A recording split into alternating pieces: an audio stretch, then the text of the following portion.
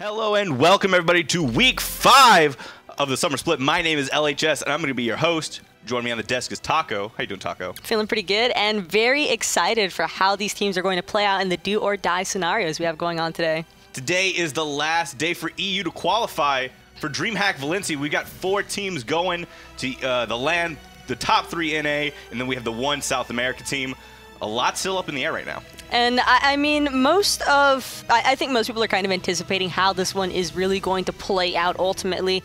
As most people are pretty much aware, it's really, Dignitas has already been locked in, a couple of other teams, Obey, Energy looking solid. It's really just boiling down to how's it going to play out between Rival and Enix.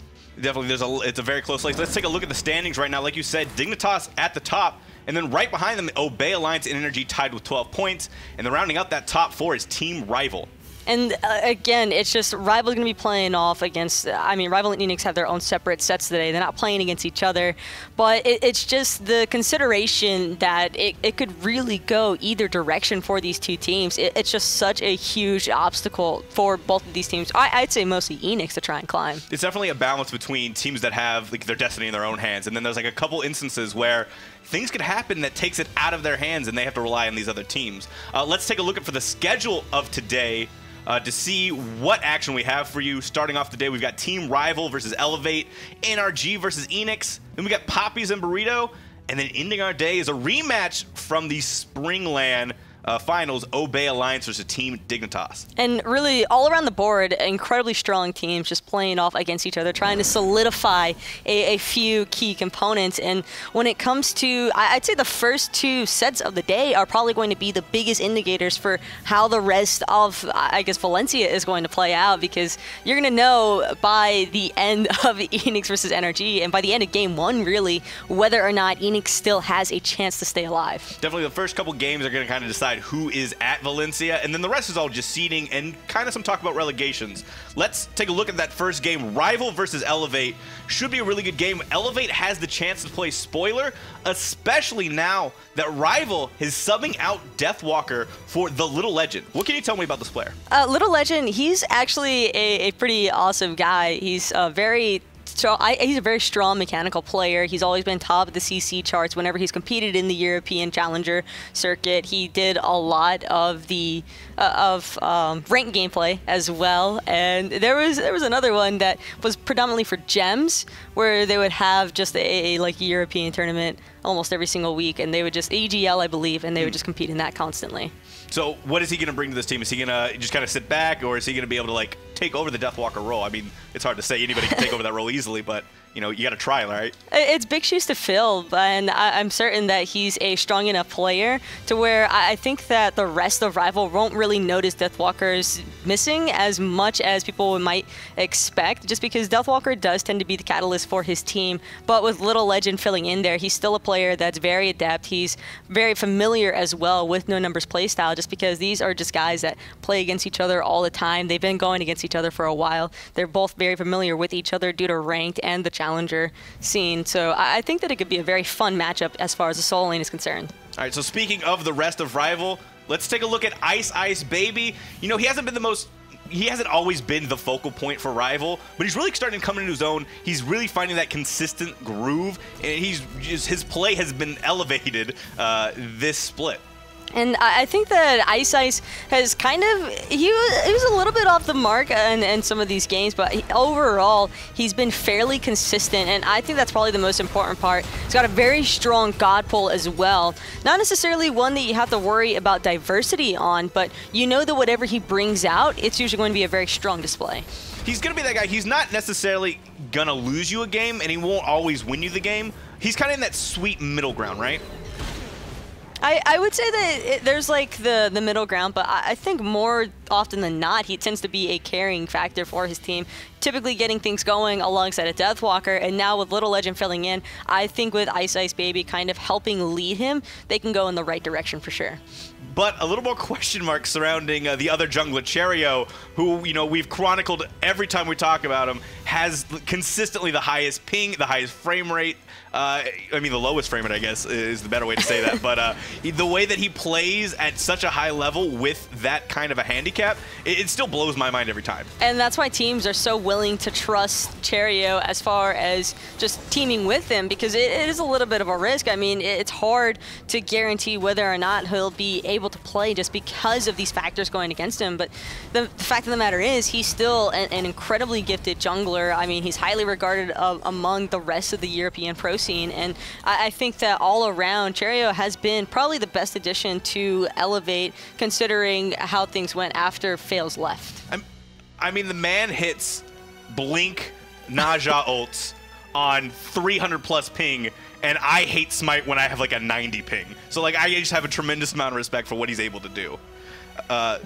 Going into this game, I mean, there's questions on kind of both sides. You know, with Deathwalker not being in this game, who has the edge here going into this set? Well, theoretically, I mean, for Rival at least, pending, I mean, it's not, their destiny's in their own hands as far as qualifying for Valencia. They could honestly lose both their games today and just bank on energy to go ham. But I don't think that they want to leave it up to chance, and I think that it's going to be Rival coming out just as strong as they've always tried to come out. And I don't think that there's really an edge in either side, just because Rival's still an incredibly talented team. I think that with TheLittleLegend, they'll be fine. I think at best, what we're kind of, the best that Elevate is really looking at right now is probably going to be the split. I mean, Elevate has always been the split masters. Why would this time be any different, right? I can certainly see that happening. All right, so let's look at our set number 2 of the day, NRG versus Enix. If Enix wants any chance of going to Valencia, they gotta find the wins here. And that's really the most difficult part, because this is essentially the final boss for Enix. Everything so far has led to this moment where they need this 2-0 split. They cannot afford or this 2-0 lead. They can't afford the split, because if they split, then they lose in the head-to-head as far as tiebreakers are concerned for Rival. And that's only if Rival don't 2-0 the set themselves. And so there's just so much that Enix just knows is a pressure factor here.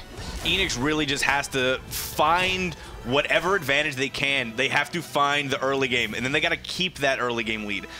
You know, I want to see Funballer kind of really go off on this. I feel like he's been a great player across this set. I mean, we've seen some heartbreaking losses where he's been ahead, and it's just kind of the rest of the team.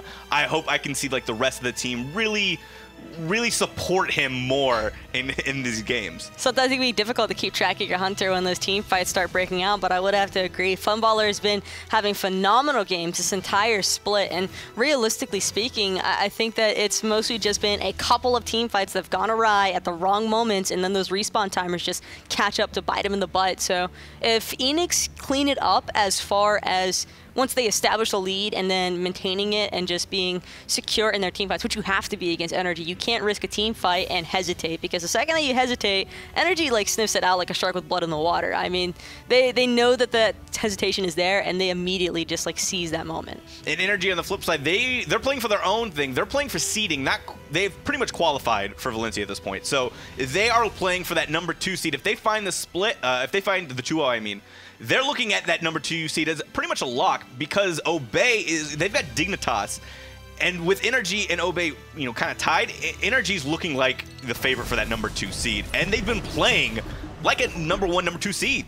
And the entire time, really, I mean, Emelita has been a standout player, of course, for Energy this split. We've also got a couple of other, like, really all around, honestly, Energy has just really captured what it means to be, like, a team, because they had the slower start, sure. They always have a little bit of a slower start. That doesn't prevent them from being a top of the class as far as every role is concerned kind of team. Was there a little bit of an overreaction of sorts to, you know, how Energy kind of started off really slow? I mean, that is the hallmark of Energy, I feel like, is they start off slow, and then they build their momentum, and then towards the mid to the late game, like even in their gameplay style, not only just talking about the season as a whole, they start off slow, but then that mid to late game, they are monsters and they come for blood.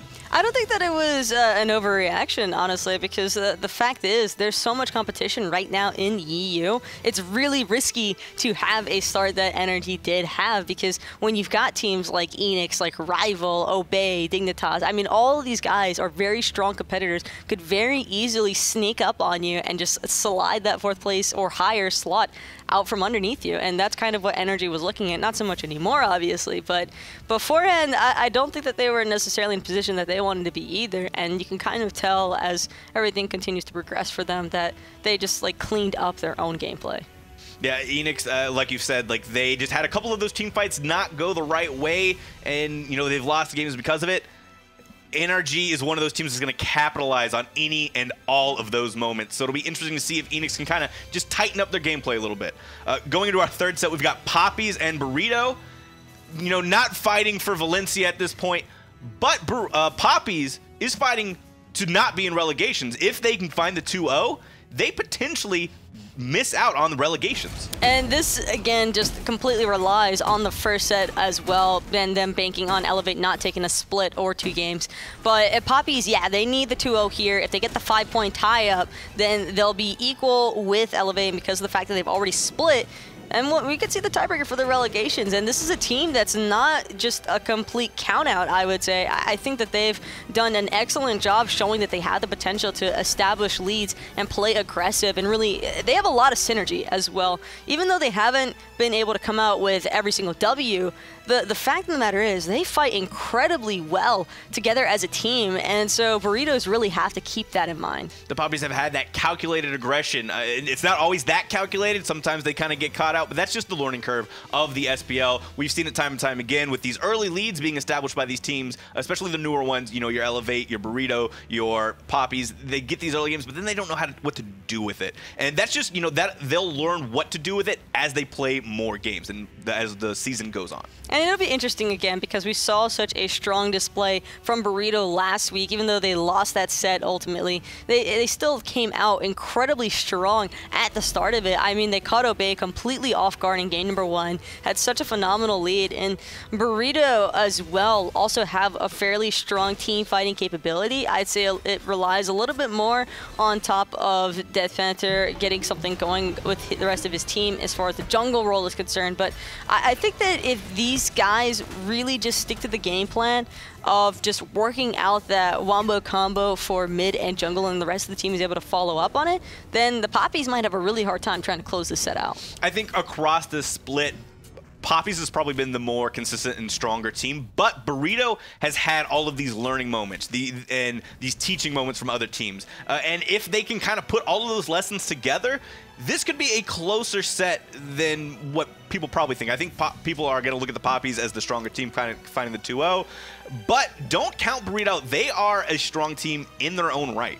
I mean, EU as a whole is very deep. I would have to agree with you. I think that all around there's just so much competition right now in EU. There's really nobody that you can count out just yet, and I think that all of these teams still have a very strong chance of taking games off of each other. And speaking of strong competition, we're going to end our day with Obey and Dignitas. This should be an absolutely knockdown, drag-out fight for, you know, to end our EU coverage for the week. I mean, Dignitas all around, ever since the Masters land, they've really shown their progression as a split is concerned. And Obey have kind of been a little bit of the opposite. They seemed a lot more shaky ever since that land. They've kind of started finding their groove. They've still been consistently cleaning out their sets with the 2-0 victories, but it does get a little concerning as far as moving forward and looking towards Valencia is concerned. But this will be a really important set, I think, as learning points for both of these teams. If either of them splits or if one of the other takes a 2-0 victory, then that's just really development time period from now until Valencia to work on those flaws and try and sort them out. This probably is going to be a really safe game. I mean, these are two of the top competitors, right? So they're not going to bring out like those pocket picks, those strats that they're going to have for Valencia. So, I mean, I'm not expecting anything crazy out of this set, except for just like crazy team fights. I mean, that's, you know, something we can probably expect here.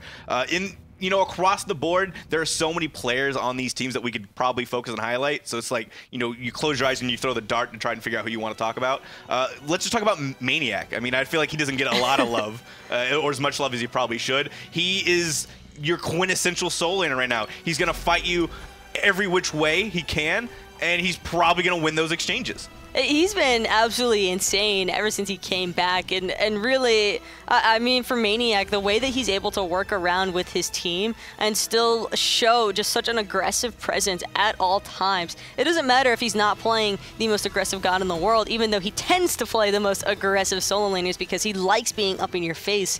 He just has...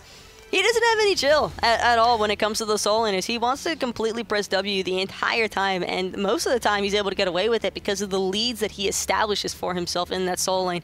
Facing off against Variety, though, could be a completely different story. Variety's also one of those guys who doesn't have any fear. I feel like out of the two, Maniac probably has less fear. He's willing to put himself in a situation, but Variety's no slouch either. He'll go out and he'll take you those fights as well. He'll slap you in the face, and, you know, I think it was last week, we saw the Varieteer come back out. So, I mean, he's got a bigger god pool than what you might expect. He's been playing the lane bullies, but that's not all he can do.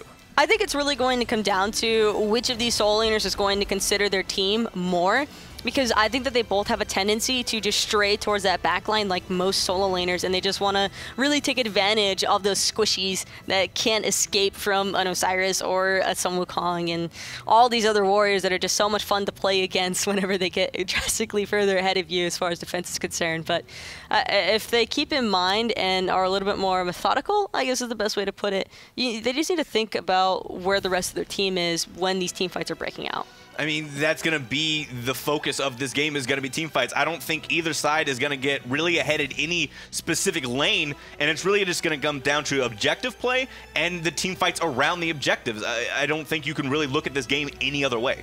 And I would have to agree with you on that one. I think that both of these teams have already proven themselves to be incredibly strong as far as team fighting and objective fighting aspects are concerned. So it should be a really fun set to close the day out on. Is it going to be a split, or is it going to be a 2-0 for Dig? Dig still only dropped a couple of games here, right? If Dig 2-0, I think that it would motivate Obey even more for Valencia, but I feel as though it might be a split.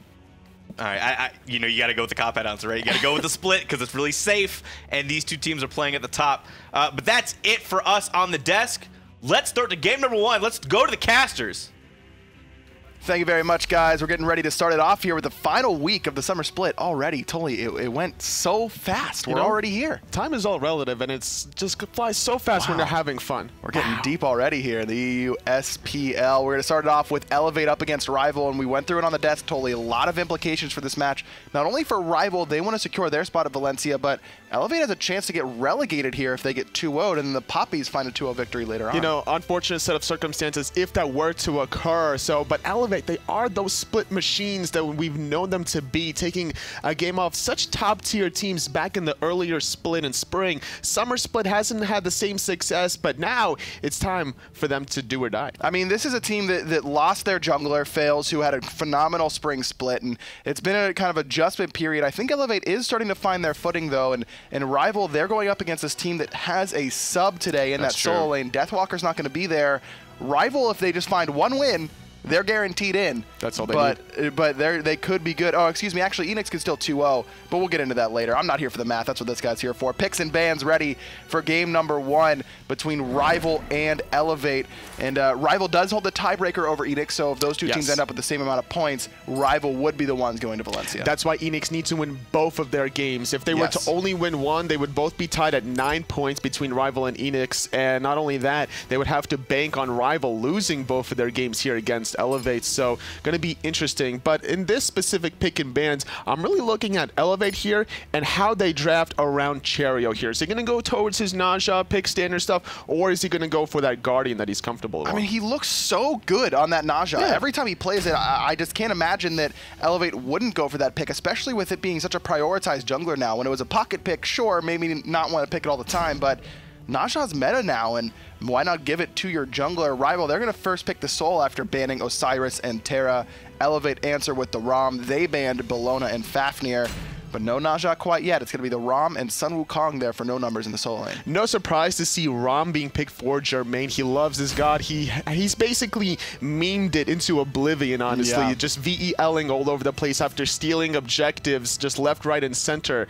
And Sol has been one of these more recent hot picks, as you will, being able to flex between middle and Hunter. Just by looking at Rivals draft, you wouldn't be able to tell that Deathwalker's missing. Erlang Shen, an early pick here for Rival, one that they usually like there, so we'll have to see how their sub can handle it up against no number Sun Wukong. And there it is, the Naja from Cherryo. Rival instead went with the Ravin, who, at least on paper, totally should have a pretty good matchup against Naja. Naja can't get away from the Ravin, and of course, the overhead kick immune. Absolutely, the Solos is going to be very impactful against Cherryo, so I wouldn't be surprised if he does go into an early Wing Blade, trying to negate a lot of those options here. Now, the question for Elevate is, with this Naja pick, where are they going to go for nulisa? I'm expecting a Scylla. Vulcan, the first ban from Rival, they wanted to take that away from nulisa, and it's going to be Isis, so Scylla is on the table for nulisa if she wants it. Elevate, they went with some Hunter bans. They believe that Soul's going to Wlfy in the mid lane, Carnanos and Hu Yi, and you were right on, Totally, Scylla and for nulisa. Well, whenever you have Naja, you're looking for these mages that just set up so well. The Wombo combo, so you got your Toth, your Poseidon, your Ra, and Scylla's just one of these flavor picks recently in both Europe and North America because of the late game potential damage. Did you know that from one team fight, Scylla can make an impact? Really? Yeah. Could that impact potentially change the game? Yeah. You'll just win. From one ultimate? Just one ultimate. That's crazy. Gavin Chiron, the pick for Rival Vote, really bringing this Chiron back into the meta, or at least trying. And speaking of trying to bring something back into the meta, Sylvanus. Totally, we haven't seen this Guardian that was so dominant for a really long time. It's because a lot of teams will focus out the Sylvanus. A lot of Guardians are really good in terms of laning phase, but they might not have that escape factor. So whenever you do make these rotations in the jungle, you're going to get caught out of position here. And against such an aggressive comp between this Ravin here for iceicebaby, I'm expecting Rival to kind of sit on Dardez and kind of wait for his rotations. Yeah, I mean, so is it just the fact that the meta has shifted towards later game picks that Sylvanus hasn't been a popular selection recently, or was it just exclusively teams realize that they can kill him early and often? I think it's also that factor on top of the fact that you can't initiate as easily compared to other support gods, right? Hitting the pull from Sylvanus is probably one of the most difficult skill shot in all of Smite, next to probably hitting the Naja ultimate without any sort of setup. So that's why teams have started to look for the more guaranteed initiation between your Bacchuses, your Athenas every now and then just Terras. Cherryo and nulisa get the better end of the clear in the mid lane. Not used to seeing Scylla get the out clear, but Wlfy on this Soul's level 1 clear, not particularly strong, and both teams threw some poke back and forth, forced the health potion out from nulisa, but with the Bumba's Mask, should be able to heal up no problem. And not only that, nulisa opted to go for that Soul Stone, whereas we're seeing a different option for Wlfy, not having the same amount of damage. After those 5 in-hand stacks from nulisa, you're able to get a big boost of magical power, and that's why we see that early level 1 clear. iceicebaby here with Wlfy in the mid lane, whereas Cherryo, he's gone to this right-hand side after picking up those fire elementals. Cherryo already hitting level 3, and after this blue buff invade, going to have a very significant level lead over top of iceicebaby. It's going to be difficult for TheLittleLegend now, trying to fill in for Deathwalker without having his own blue buff. And it's very important also to make sure that your Sun Wukong player will have the blue buff, as you're very spam orientated. Do you expect to see Cherryo really spend a lot of time on this right-hand side and try and punish the sub? If you were on Elevate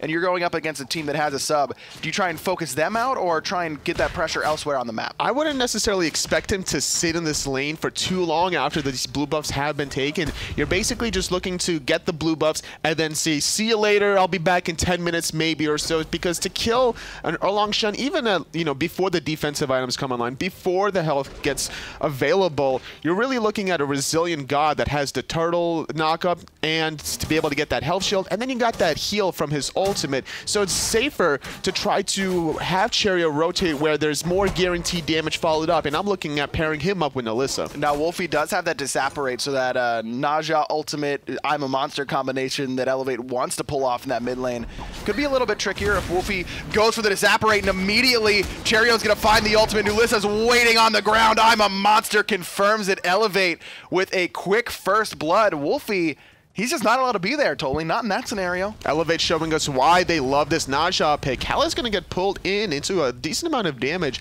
but as a Geb support here, not really too much worried, especially considering he has that Bracer of Undoing. Surprised he didn't really use it right there, just to be able to stay in the lane a little bit longer, but great little advantage for Elevate in the dueling. Well, Vote does have that heal as part of Chiron's passive, healing the lowest friendly god near him when he uses abilities, so could be used for Kalas here as he gets knocked up, ulted by Dardez. Now Jermain is going for the ults. The rollout cancel. It doesn't matter. Jermain finds the second quick kill, and there are the VELs you were mentioning. I was actually looking at Dardez's relics there instead of Kalas's. I was surprised to see no use of that relic. He actually went for the blink, surprisingly enough, and a Geb that's invested into such a relic here means that he's trying to play offensively, trying to find those blink engagements, whether it's the Cataclysm and slash or the knockup, but without any sort of defensive relic between the Shell, the Meditate, or the Bracer of Undoing, that was so easy for Elevate to just pick on the Geb.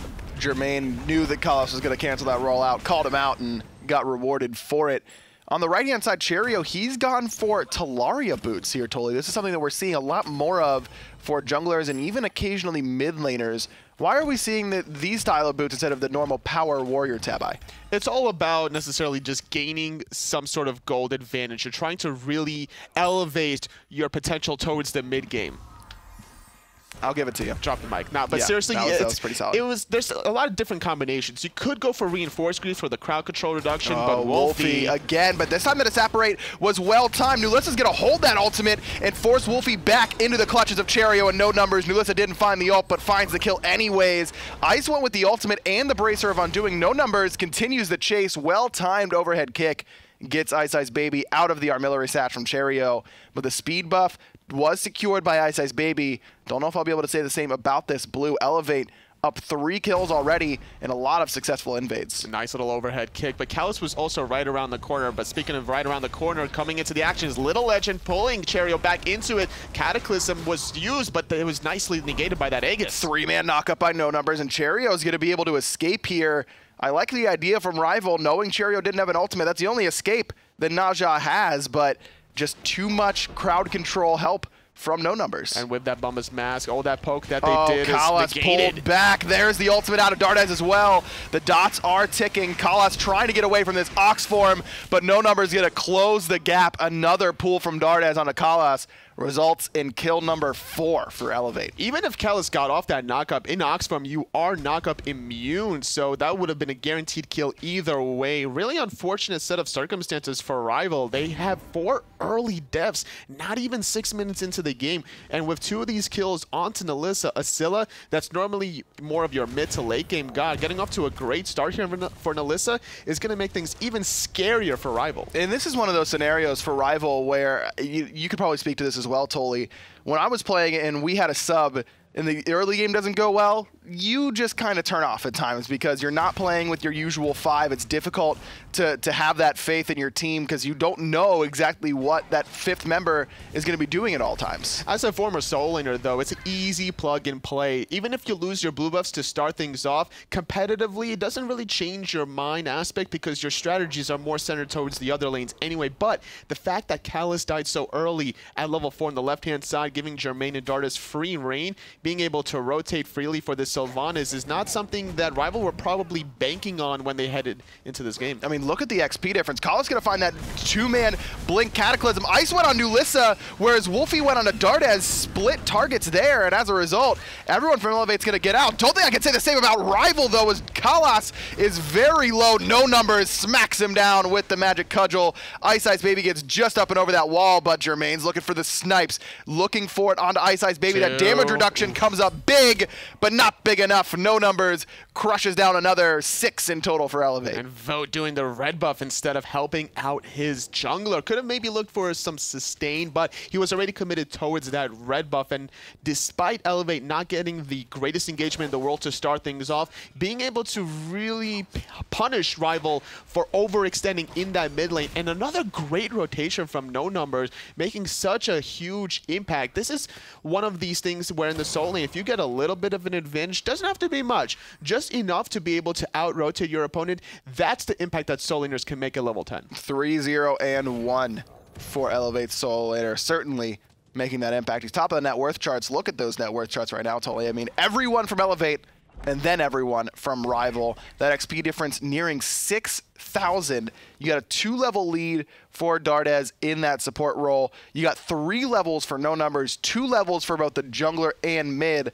Only 1 level between Jermain and Vote. And what's more impressive about all this experience lead that Elevate has is what they're not doing with it is the fact that they're patiently waiting to keep building this lead off of just small little invades between speed buff, blue buff, and not going for the gold fear. They have all this gold lead, and look what they're doing. They're spending all their gold on all those wards on the left-hand side. They got this little triangular formation, so that way if Rival feel a little bit desperate and they want to go for the gold fury, Elevate will be able to counter-respond. And they're all aggressive. Look at how many wards are into enemy buffs or around their half of the map. You've got 3 on the left-hand side, as you mentioned. You've got a speed buff on the ward on the right as well. It's Jermain forced up into the ultimate because of the pressure from Vote and Kalas, but found 3 shots on the Vote just to make him think twice about keeping going. Jermain is just finessing over Rival. He has the Aegis, didn't even need to use it. Uses his ultimate to prevent the Cataclysm crowd control, which would have set up the Naga, being able to get away from engagement 1v2. This is why he just loves Ram so much. He's so comfortable with this god. Elevate making their way over to the left-hand side. Now they're going to start this Gold Fury up. They are on a ward there, as you can see, right behind nulisa. I'm a Monster is available, but Elevate instead want to take this fight, trying to bait Rival into an engagement. And the whole point of this engagement is because Kalas committed with that Blink Cataclysm on the left-hand side, and Cherryo going to find one in the air. nulisa going to look for the ultimate as well. I'm a Monster is going to hit, but iceicebaby has that bracer of undoing. He's still going aggressive, and Cherryo is going to punish him for it.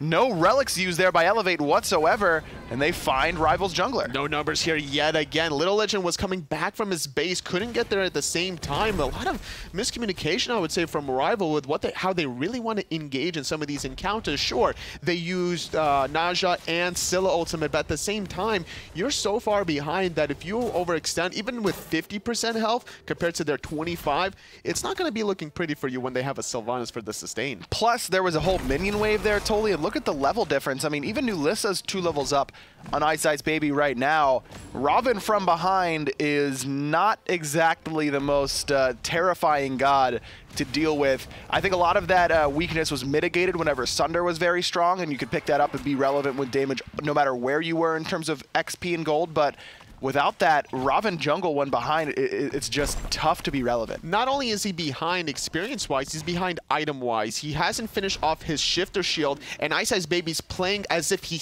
has this item completed, expecting to get this boost of protections, and that small little lapse of judgment, just easy for Elevate to be able to find a kill on this less than resilient jungler. Well, plenty of resilience on Cherryo because he's level 12 and has that shifter shield ready to go. Also, an additional boost of movement speed when out of combat thanks to those Talaria boots and getting some good gold procs there from them with the ring toss. Cherryo's on top of the player damage charts right now and looking good, looking for another ultimate, and he's going to find it this time onto the TheLittleLegend, right into the Tiger Stun, but the 72 transformations from Erlang. Shen is on the mark. Crush going to hit from nulisa. Ultimate coming through from TheLittleLegend to give him the heal, but he's still trying to get away. iceicebaby looking for nulisa. Her Sentinel is down.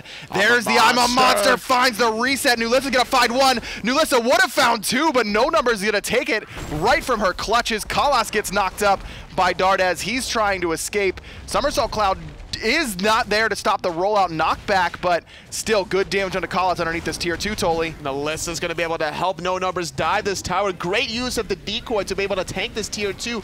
Might have bit off more than he could chew, but being a level 14, Wukong with Gladiator Shield, he's sustaining back the health after every ability used. No Number just tanked that tower, that tier 2 tower, for very many shots at the 12-minute mark and still was able to get away and with a kill. He's been a part of 8 of Elevate's 10 so far, 5-0 and 3. But again, it all starts with Cherryo hitting the ultimate. Just catching TheLittleLegend off guard. Now, Elevate, they couldn't make that play if they're not that far ahead. nulisa went behind the blue buff between the tier 1 and tier 2. Not somewhere that a level 13 Scylla necessarily wants to be, but without any mana on TheLittleLegend, there was really no fear from him. So all she had to do was worry about everybody else, and that's kind of what she was banking on. And the fact that she had a monster and how low this Erlang Shen was, considering he's only level 11 without finishing off that mystical mail, it was very easy to get that confirmed kill. 12 minutes in, and Vote's the only one who's level 12 on the side of Rival. He has both his relics. Everyone else from Rival still relying on just one. On the other side, Elevate, everyone has hit level 12, though Dardez has not been able to back and purchase his second team relic, which is likely to be a team relic. Cherryo is still invading even the enemy back harpy. He's going to juke out that root from iceicebaby. No sash here. Cherryo's the focus. Does have that ultimate just in time. The Aegis is well timed as well. Gets him out of that supernova combination. And Cherryo takes 3 ults, Tolly, and gets away with just an Aegis. I mean, that's what you could do with a bait. Not only did he have the Aegis, but Naja has the sustain once he pops that steroid. If he has some stacks of his Lotus passive, he's able to sustain a little bit further. Not only that, Dardez was right around the corner. Cherryo going to miss out his ultimate there, but with his Gold Fury being started here, nulisa has confirmed it. First one for Elevate. Jermain going to look for the snipes on a Kalas. That turnaround knockup guarantees Jermain putting 11 on the board for Elevate. Gold Fury was close, Tolly. Vote almost stole it, but close isn't good enough. It's not going to help Rival get back from this massive deficit. iceicebaby sitting level 10, trying to get a speed buff, but not going to be allowed freely. Cherryo, oh, wow. Surrender? Wait, did iceicebaby lose his speed? I mean, we've all been there, right? It's one of those moments where you just spam F6 after you lose your speed, but then your team actually does it. You're like, wait, I didn't mean that. It was a joke. I don't know how I feel about that surrender coming out, because it is week 5. Yeah. But at the same time, Rival are in a position where if they're trying to really find this victory here, they would have to get like another 30 minutes worth of play here, because they had a 10,000 gold deficit. Yeah. They would have to bank on so much aggression from Elevate diving their Phoenixes during the Fire Giant Siege that it would be banking on a long shot. I mean, we've seen this from Rival before, where their early game, if it rains, it pours, basically, for them. And whereas the meta is very shifted towards the late game pretty heavily, most games are going 35 minutes plus. That game, just everything was going wrong for Rival. I don't disagree that they didn't really have a chance to win that one unless, you know, there was a massive series of multiple misplays from Elevate. But as you mentioned, at the same time, this is a team that still doesn't have their guaranteed spot at Valencia and really did need a 2-0 to confirm themselves in. They're really relying on energy now to make sure that Enix is not 2-0, because if so, now the door is open for Enix. That's the whole factor here, is later on in this day, we're going to see Enix against Energy. Now, whether or not we're going to see a split in this series, Enix, if they find those 2 victories over Energy, which is no easy task at all. No. But if they do, they've earned their right into Valencia. It's tough stuff. But on the other side, Elevate, they confirmed that they are not going to relegations anymore. They get to 6 points, I believe, keeping them out of that bottom 2 slot. And as I mentioned, this is a team that struggled a little bit with a new jungler, which is to be expected, very difficult role to replace, but now clearly starting to find their footing. It just seems not only has the jungler found their footing, but the mid player, nulisa, has been making so much work and stride ever since her debut in Season 3 of the SPL. She's just been making the plays happen, even shifting her god pool a little bit every now and then, because she's been known for playing a lot of Isis, a lot of Giannis, but now she's been showing the Scylla, and it's been working out really well here for Elevates thus far. I mean,